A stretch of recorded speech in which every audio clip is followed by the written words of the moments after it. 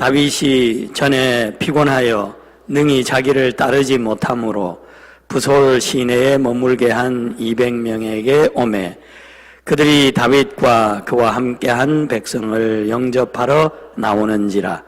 다윗이 그 백성에게 이르러 문안하매 다윗과 함께 갔던 자들 가운데 악한 자와 불량배들이 다 이르되 그들이 우리와 함께 가지 아니하였은즉 우리가 도로 찾은 물건은 무엇이든지 그들에게 주지 말고 각자의 처자만 데리고 떠나가게 하라 하는지라. 다윗이 이르되 나의 형제들아 여호와께서 우리를 보호하시고 우리를 치러 온 그 군대를 우리 손에 넘기셨은즉 그가 우리에게 주신 것을 너희가 이같이 못하리라. 이 일에 누가 너희에게 듣겠느냐? 전장에 내려갔던 자의 분깃이나 소유물 곁에 머물렀던 자의 분깃이 동일할지니 같이 분배할 것이니라 하고 그날부터 다윗이 이것으로 이스라엘의 율례와 규례를 삼았더니 오늘까지 이르니라. 아멘. 열흘 동안 여정을 무사히 마치고 돌아왔습니다. 기도해 주신 여러분 감사를 드리고 제가 가서 칭찬을 참 많이 듣고 사랑을 많이 받았는데요. 특별히 제가 칭찬을 받은 것 가운데 제가 참 이상하다 하면서 기억에 남는 게 뭐냐면 어떤 아들이 저런 아들이 있냐라는 우리 어르신들의 말씀입니다. 왜 그런 거 하니 이렇게 연로한 어머니를 모시고 그 여행을 같이 하는 아들이 요즘 세상에 어디냐는 거예요. 뭐 돈을 들여서 그 여행을 가시도록 해주는 그런 자녀들은 있지만은 친히 모시고 다니는 아들은 없다라는 거예요. 그런가요? 그게 저는 참 이상하면서도 뭐 이렇게 칭찬을 해주시니까 기분 좋게 듣기는 들었습니다. 그래서 효자 소리 듣고 칭찬받고 사랑받고 이렇게 몸이 더 좋아져서 돌아왔습니다. 네, 감사합니다. 네, 기도해 주신 여러분께 다시 한번 감사를 드리고요. 우리 어머니 저 뒤에 계신데 한번 일어나 주시겠어요, 어머니? 한번 환영의 박수 주시기 바랍니다. 네, 언제나 새벽마다 5시부터 6시까지 그렇게 저를 위해서 또 웨체스터 제일교회를 위해서 여러분들을 위해서 기도해 주시는 어머니입니다. 네. 어머니 은혜 감사를 드리고 또 이렇게 함께 예배 드리게 돼서 얼마나 감사한지 모르겠습니다. 아마 내일이면 또 떠나가야 하는 그런 상황입니다. 아버님이 그저 어머니를 너무 그저 기다리셔가지고 원래는 한 3주 계시려고 그랬는데 제가 여행 다니면서 스케줄을 앞당겼습니다. 19일로 가시는 걸로. 그런데 그것도 안 돼서 내일 이제 전화해서 스케줄을 앞당겨서 내일 가셔야 될 것 같습니다. 오늘 마음껏 인사 나누시고 기쁨을 함께 나눠주시기를 바랍니다. 오늘 말씀을 통해서 하나님의 은혜, 특별히 보혈의 은혜를 기억하면서 성찬에 참여할 수 있기를 바랍니다. 은혜를 기억하는 사람, 그리고 은혜를 망각하는 사람, 그 두 사이에는 엄청난 간격이 있습니다. 그것을 오늘 말씀을 통해서 우리가 그 간격이 어떤 것인가 우리가 다시 한번 보고 배우고 다윗을 통해서 하나님의 은혜를 기억하는 그 삶을 함께 사모하며 나아갈 수 있기를 바랍니다. 다윗과 400명의 군사들이 아말렉과 전쟁을 해서 새벽부터 이튿날 저물 때까지 최선을 다해서 싸웠습니다. 그리고 잃어버린 아내와 자식들 또 빼앗긴 물건들을 모두 도로 찾았습니다. 그리고 덤으로 아말렉이 약탈한 것들을 전리품으로 가지고 돌아왔습니다. 한편 아말렉과 싸우기 위해서 길을 나섰다가 너무너무 힘들어서 부솔 시내를 건너지 못하고 거기 남아있던 200명은 아말렉과의 전쟁에서 승리했다라고 하는 소식을 듣고 영접하러 나왔습니다. 영접하러 나왔지만 얼마나 미안하고 또 부끄러웠겠습니까? 죄송한 마음, 참 얼굴을 차마 들지 못할 형편이었을 거예요. 다들 전쟁을 하러 가서 이렇게 대승을 거두고 돌아왔는데 자기들은 힘이 들어서 그저 시냇가에 앉아서 기다렸던 거예요. 함께 참여하지 못했던 것입니다. 그러니까 얼마나 미안하고 송구스러웠겠습니까? 얼굴을 들지 못했을 것입니다. 그때 다윗은 그들에게 이르러 문안하면서 함께 승리의 기쁨을 나누고 전리품들을 나누려고 했습니다. 그런데 다윗과 함께 갔던 자들 가운데 어떤 이들은 못마땅해 하면서 말합니다. 그들이 우리와 함께 가지 아니하였은즉 우리가 도로 찾은 물건은 무엇이든지 그들에게 주지 말고 각자의 처자만 데리고 떠나가게 하라. 그렇게 못마땅해 하면서 불평불만하면서 얘기를 하는 것입니다. 이 말을 듣고 다윗은 나의 형제들아, 여호와께서 우리를 보호하시고 우리를 치러 온 그 군대를 우리 손에 넘기셨은즉 그가 우리에게 주신 것을 너희가 이같이 못하리라. 단호하게 얘기했습니다. 전장에 내려갔던 자의 분깃이나 소유물 곁에 머물렀던 자의 분깃이 동일할지니 같이 분배할 것이니라. 똑같이 분배해야 된다는 것입니다. 전쟁에 참여했던 사람들이나 참여하지 못하고 지쳐서 그저 거기 남아있던 사람들이나 똑같이 분배해야 된다. 그렇게 얘기하는 거예요. 이것이 오늘 본문의 내용입니다.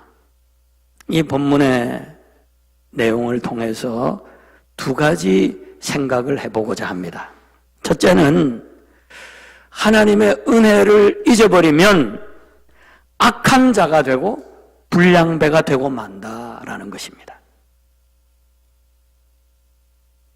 전쟁에 참여하지 못한 200명에 대해서 어떻게 해야 할까요? 여러분이라면 어떻게 하겠습니까? 어떤 사람들이 이렇게 말했죠. 우리는 목숨을 걸고 나가 싸웠는데 어떻게 편안히 앉아서 쉬기만 한 사람들과 똑같이 나눌 수 있겠느냐? 전쟁에 참여하지 않은 자들에게는 처자식만 돌려주고 어떤 전리품도 나누어줘서는 안 된다. 얼마나 일리가 있는 말입니까? 그렇지 않습니까? 당연히 그래야죠. 어떻게 목숨을 걸고 전장에 나가서 싸운 사람하고 그냥 앉아 쉬기만 한 사람들하고 그 몫이 같을 수가 있습니까? 안 되는 거죠. 똑같이 분배한다면 나중에 누가 전쟁에 참여하려고 그러겠습니까? 그런데 다윗은 피곤해서 전쟁에 참여하지 못한 사람들을 비난하거나 꾸짖지 않고 오히려 위로해주고 모든 전리품을 똑같이 나누어 주었습니다. 똑같은 사건을 두고 왜 이렇게 생각이 다른 것일까요? 여러분 생각에는 누가 옳은 것 같습니까? 다윗이 옳아요? 아니면 그렇게 똑같이 나누면 안 된다라는 사람이 옳아요? 누가 옳습니까? 본문을 좀 더 자세히 살펴보십시다. 전쟁에 참여하지 않은 사람들에게는 전리품을 줘서는 안 된다라고 하는 사람들을 성경은 어떻게 부르고 있나요? 악한 자, 불량배라고 부르고 있습니다. 그 이유가 뭘까요? 그 이유는 오직 하나, 하나님의 은혜를 잊어버렸기 때문에 그런 거예요. 그러니까 하나님의 은혜를 잊어버리고 살면 어떻게 돼요? 악한 자가 되고 불량배가 된다라는 것입니다. 사실 400명의 군대가 아말렉을 이긴 게 아니에요. 하나님께서 그들에게 힘을 주셨고 아말렉 사람들을 전부 술에 취하게 하셨고 그 있는 위치를 알게 하셨고 또한 가기 전에 벌써 하나님께서 다윗에게 다 도로 찾게 될 것이라고 약속해 주셨던 것입니다. 그러므로 이 승리는 하나님의 승리이고 전리품은 다 하나님께서 은혜로 주신 것들이에요. 이 은혜를 아는 자는 받은 은혜 나눌 수밖에 없는 것이고 은혜를 모르고 자기들의 공로만 생각하는 자들은 받은 것이 없으니까 나눌 것도 없는 것입니다. 악한 자, 불량배가 따로 있는 게 아니에요. 하나님의 은혜를 모르고 살면 악한 자, 불량배가 되고 만다라고 하는 것입니다. 사랑하는 여러분, 우리가 여기서 이렇게 예배 드릴 수 있다라고 하는 자체가 하나님의 은혜이고 축복이고 하나님의 사랑이라고 하는 사실을 잊지 말아야 할 것입니다. 예배 드릴 때마다 이 죄인, 이 못난 것, 그저 하나님의 눈높이를 모르고 땅만 바라보고 살아가는 우리의 모습 애통해하면서 그럼에도 불구하고 하나님 앞에 나와서 하나님의 마음을 본받고 하나님을 본받을 수 있도록 닮아갈 수 있도록 베풀어 주시는 그 은혜, 그게 얼마나 큰 은혜요 사랑입니까? 그것에 감사, 감격하면서 우리 자신을 드리는 것, 이게 예배예요. 진정한 예배예요. 근데 하나님의 은혜를 까마득하게 잊어먹고 와서 받을 것만 챙기고 어떻게 하면 복 받을까? 어떻게 하면 내 문제를 해결할까? 이건 뭐예요? 악한 생각이에요. 불량배의 생각이라 그 말이에요. 그런 마음을 우리가 내려놓을 수 있게 되기를 바랍니다. 그래서 우리 교회 예배는 항상 어떻게 하면 이 못난 것 하나님 앞에 드릴 수 있을까? 이것 드려서 하나님이 다듬어 주시고 고쳐 주셔서 새로운 삶을 살아갈 수 있도록 해주시는 그 하나님의 은혜를 바라면서 우리 자신을 주님 앞에 드리는 그런 삶을 살아갈 수 있게 되기를 바랍니다.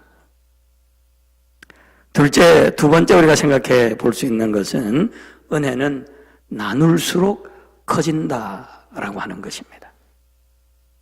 26절에 보면 다윗이 전리품의 일부를 유다 장로들에게 보냈습니다.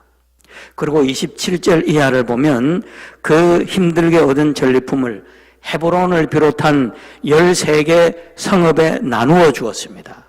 그런데 나중에 어떻게 되느냐?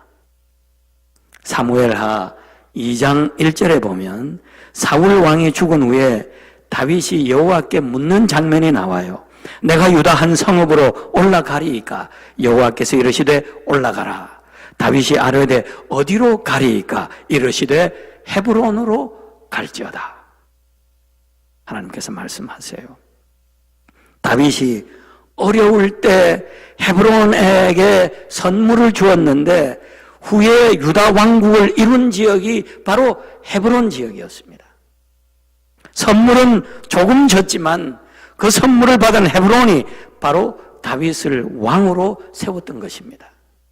이처럼 은혜는 나눌수록 커지는 것입니다. 나눌 수 있을 때 나눌 수 있는 것을 감사하며 나누어야 하고 어려울 때는 어려움 중에서도 나누며 살아가야 합니다. 왜? 우리는 하나님의 크신 은혜를 받고 사랑을 받고 살아가기 때문이죠. 그 은혜를 기억하기 때문에 무슨 수를 써서라도 어떤 형편 가운데 있다 할지라도 나누면서 살기를 기뻐하는 것입니다. 내가 받은 것이 너무 많기 때문에 나누어 줄 수 있는 것입니다. 잠언 21장 13절입니다. 귀를 막고 가난한 자가 부르짖는 소리를 듣지 아니하면 자기가 부르짖을 때에도 들을 자가 없으리라. 시편 41편 1절 다윗의 고백입니다. 가난한 자를 보살피는 자에게 복이 있음이요 재앙의 날에 여호와께서 그를 건지시리로다. 다윗의 고백입니다. 또 잠언 19장 6절 선물 주기를 좋아하는 자에게는 사람마다 친구가 되느니라. 주기를 좋아하고 나누기를 좋아하며 살아갈 때 모든 사람이 친구 되기를 원하는, 그래서 관계를 넓게 가지며 그들을 통해서 하나님이 부어주시는 사랑과 은혜를 날마다 경험하며 살아갈 수 있게 된다라는 것입니다. 사랑하는 여러분, 여러분은 하나님의 은혜를 받으셨습니까? 얼마나 많이 받으셨습니까?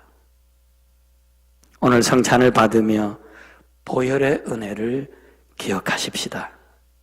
나를 감싸고 있는 한량없는 하나님의 은혜에 감사하십시다.